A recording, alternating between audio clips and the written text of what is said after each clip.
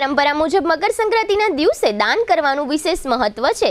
જ્યારે સૂર્ય મકર રાશિથી મિથુન રાશિમાં ભ્રમણ કરીને ઉત્તર તરફ જાય છે ત્યારે તેને ઉત્તરાયણ કહેવામાં આવે છે। સૂર્યનો મકર રાશિમાં જ્યારે પ્રવેશ થાય છે એટલે તેને મકર સંક્રાંતિ પણ કહેવાય છે। આ દિવસથી સર્વ પ્રકારના શુભ અને માંગલિક કાર્યોની શરૂઆત થાય છે। આ જ દિવસથી દિવસ લાંબો અને રાત ટૂંકી થવાની શરૂઆત થાય છે। આ વર્ષે મકર સંક્રાંતિના દિવસે રાશિ મુજબ દાનનો સમય સવારે 8:56 થી સાંજે 6:24 સુધી છે।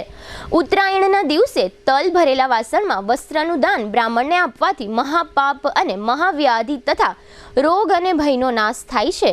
સંક્રાંતિના દિવસે તલ, વસ્ત્ર, ગોળ, વાસણનું દાન આપવું, તલનો હોમ કરવો, તલના લાડવામાં સિક્કા મૂકી ગુપ્ત દાન કરવું, આપણી સંસ્કૃતિમાં બહેન દીકરીઓને ખીચડો આપવાની પરંપરા પણ આ પ્રથાને આનુષંગિક જ છે।